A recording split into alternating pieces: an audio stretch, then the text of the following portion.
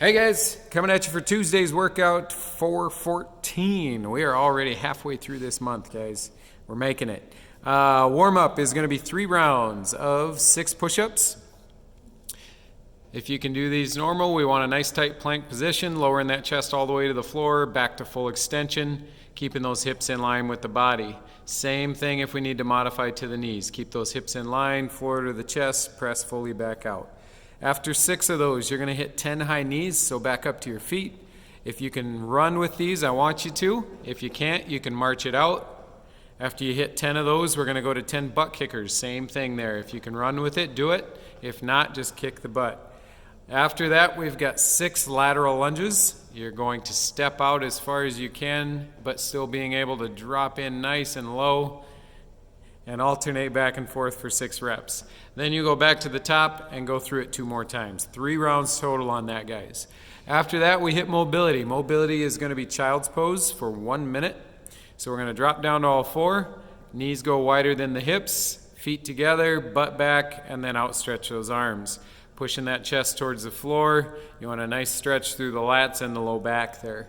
After a minute holding there, you're going to come up to a low lunge and hit some hip circles. So we're going to drop down in nice and low with the hips and then grind that hip out by just making small circles. You can have the knee off the ground, you can rest it on the ground, whatever works for you there to get the most out of that one. 1 minute per side there. After mobility, you can stretch out any way you please. If you've got that PVC or something or a band you can stretch with, great. That's awesome. Do some around the worlds, across the body, all that kind of stuff. If you've got a stretch you've been liking lately, you can add that in. Any extra mobility, that's fine too. But the accessory is going to be floor press. So if you want to, I would mobilize more of your pec to deltoid connection, so your shoulders, the edge of your pec, that kind of stuff. The floor press, we've got a few different options for what kind of equipment you guys have. If you do have a barbell, we are going to straight up do a floor press. So you're going to get some weights on there. You're going to lay down underneath of your bar, roll it up to your hips, and then you'll lay flat. You can have the feet planted or you can lay your legs down. It does not matter. You're going to lift the hip so that weight gets shifted back over your elbows, and then press out to full extension and come back down to touch the elbows to the floor. We're looking for about a 45-degree flare with those elbows, not straight out to the sides, but you don't have to worry about pinching them to the rib cage too much, okay? If we're working with a barbell, we want you guys doing 6 sets of 6, and that's going to be every 90 seconds. So base your weight off of that.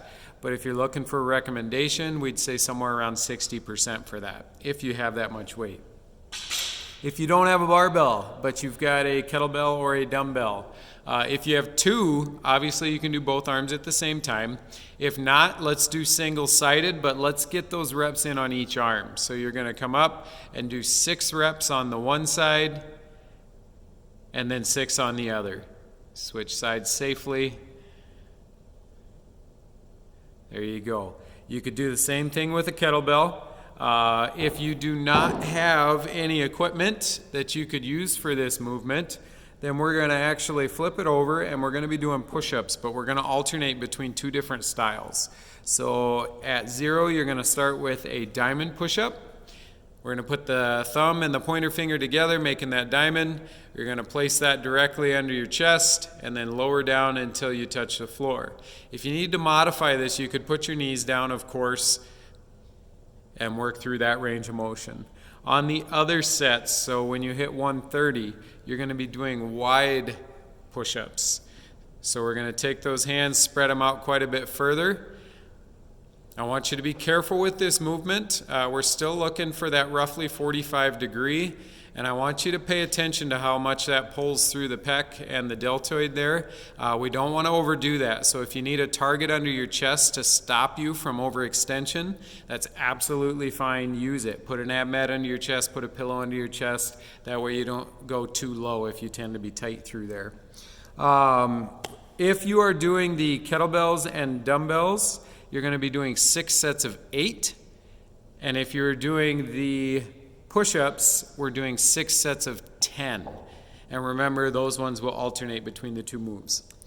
Okay, after accessory, we're going to get ready for the workout.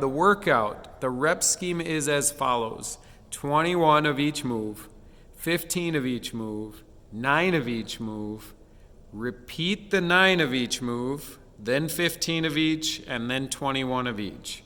And the movements are as follows. We start with chair dips, and we're looking for legs straight on this one. So we're going to find a chair. We're going to hold the edge of that seat, scoot the butt out, and drop off right off the edge. Stick those legs out straight, and then lower down to 90 degrees. Keeping that core tight. Don't go below 90. It's not necessary. If you need to scale that, but you're still on the chair, you can use that bent leg position. That'll take some of the pressure off. If you do have a box and you want to do it off a box, that's absolutely fine, guys. After the dips, we've got pistol squats.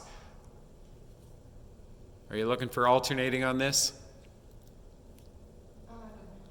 Doesn't have to be alternating. If you want to do multiple reps in a row, you absolutely can. Nicely done.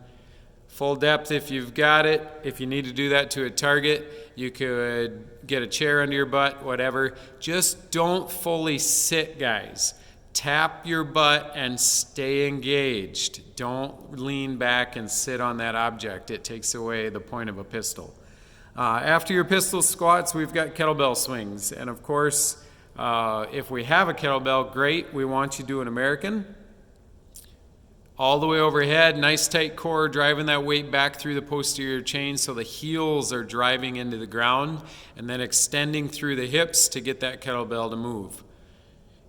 If you have an odd object on that, or all you have is a dumbbell, let's make sure that we stick with Russian height, so just eye level. That way we don't chance letting go of it overhead. All right, and that is the workout for Tuesday, the 14th. If you guys have any questions, as usual, hit us up. We will be getting all these videos up for the week, and make sure you guys have time to ask us questions. So just message us. Thanks.